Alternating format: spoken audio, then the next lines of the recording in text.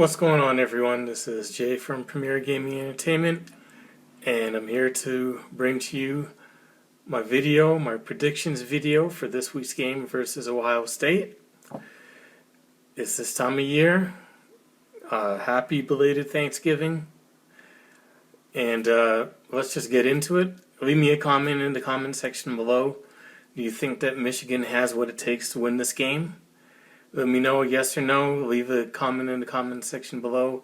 Give your opinion if you want as well, but just leave me a go blue in the comment section below, or a yes or a no, whether or not you think Michigan can pull off this win this weekend. So, just my quick breakdown and my analysis of what I think is going to happen in this game. Obviously, you got two top three teams in the country, and I honestly think that these are two of the top teams in the country, regardless even of the ranking.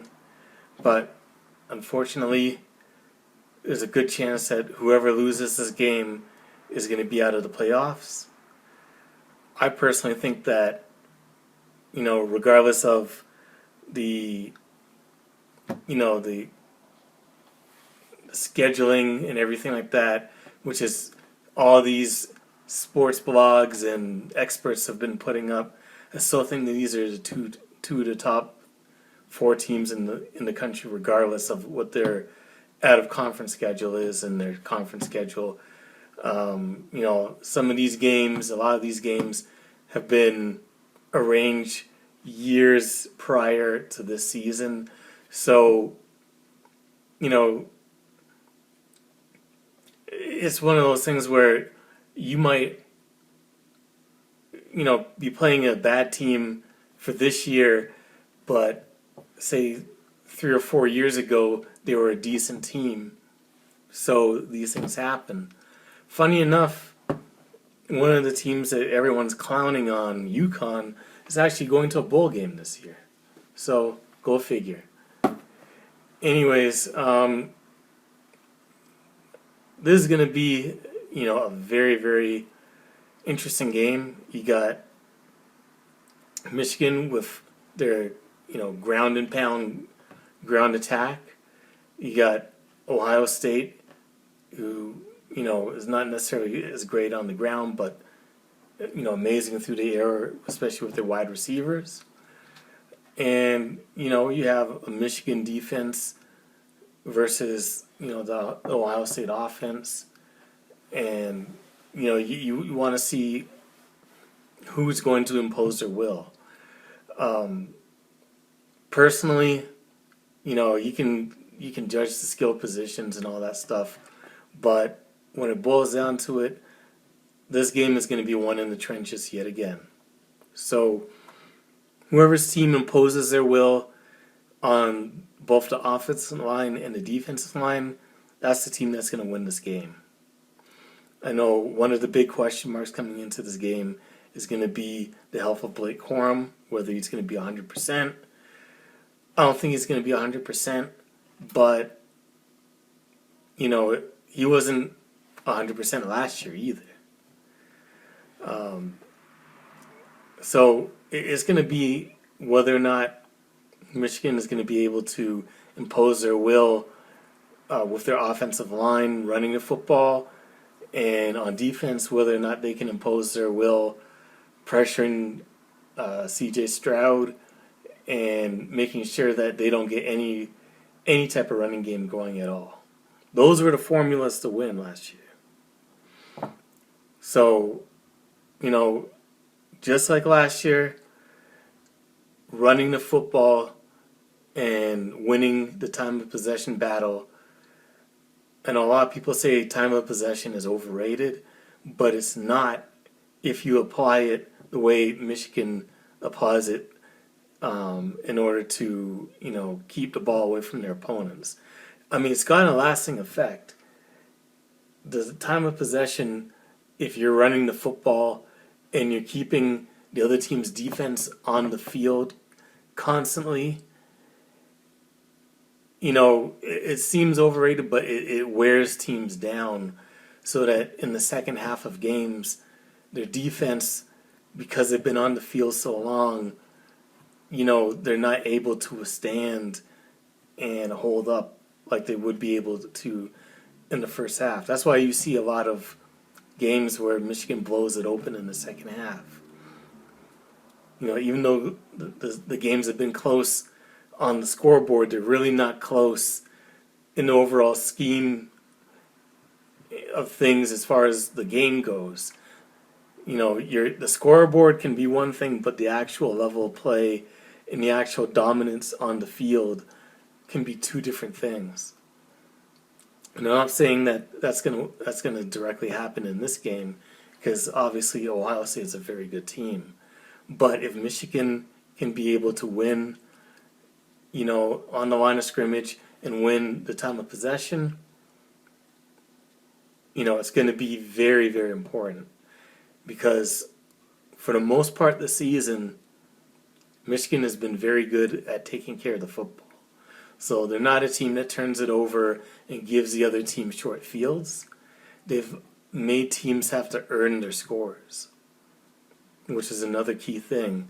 We have to be as mistake-free as possible, whether it be, not turning the football over, which we haven't done all year, and limiting penalties, especially, false starts and the holding penalties that can get us behind schedule.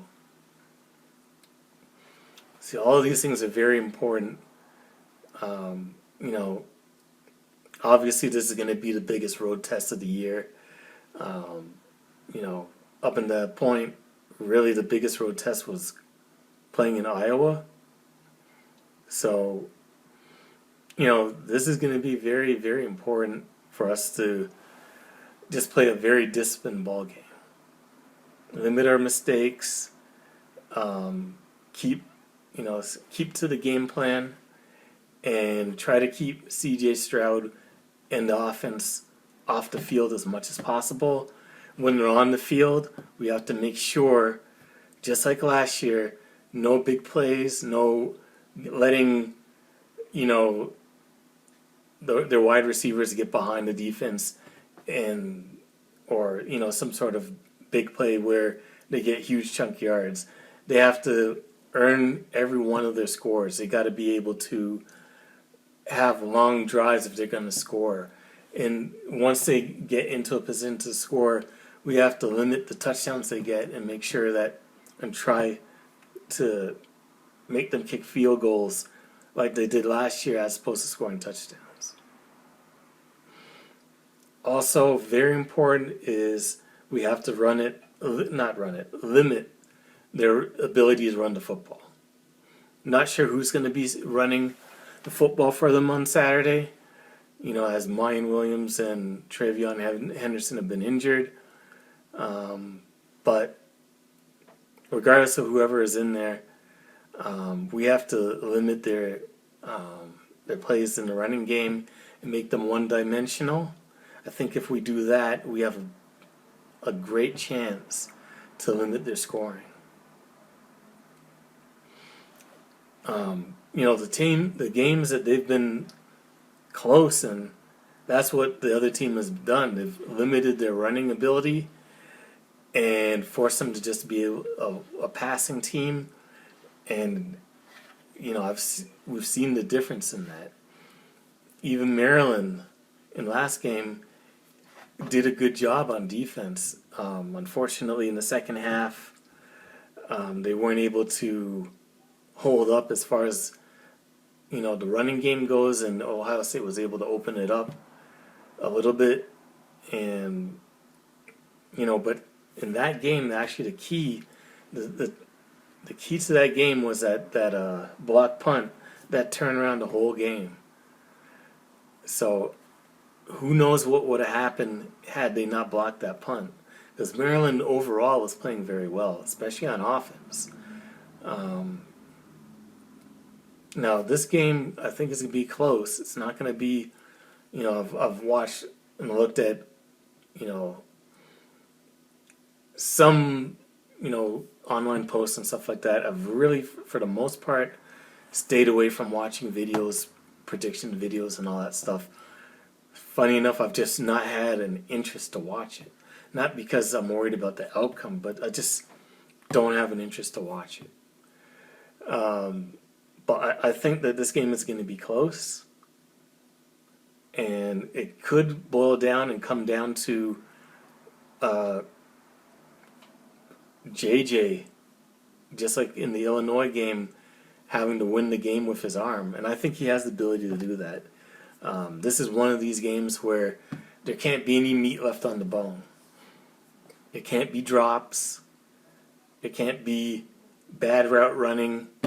None of that. It has to be a game where everything is clicking. The wide receivers and JJ have to be in sync, on the same page, all of the above. This can't be a game where we're kicking field goals when we get in the red zone. We have to play the game just like we did last year, where every opportunity we had to score, we score a touchdown. I think Blake Corum is going to play. Donovan Edwards is going to play. I think everybody who's been hurt is going to play in this game. I can't see anybody, being slightly banged up and skipping this game. I mean, this is a season. We don't want to take it. We don't want to leave it to chance or beg and hope and pray for help from other teams upsetting other teams in order to have an opportunity to go to the playoffs. You don't want to leave it up to the committee, because the committee, for the most part, has not been in favor of us, especially with our out of conference schedule and all that stuff. I can see them trying to put in Clemson, or if USC beats Notre Dame, they'll obviously go. They might even try to sneak in LSU or Alabama. So we can't, even with one loss, we cannot leave it up to the committee to put us in there. We got to win this game. So my prediction is going to be a very close game. It's going to come down to the fourth quarter, I do believe. And my prediction is I see Michigan being able to do what they were able to do last year, especially with the running game, and come out on top 28-24. That's my prediction. So anyways, that's it for the video. Thank you for watching. If you liked the video, definitely feel free to leave a like on the video. If you made it this far, definitely leave a comment in the comment section below. Let me know how you feel about the game. Are you nervous? You think that we're going to win? Let me know how you feel about that. And if you enjoy my content, definitely subscribe to the channel. Anyways, thank you for watching the video. And as always, go blue.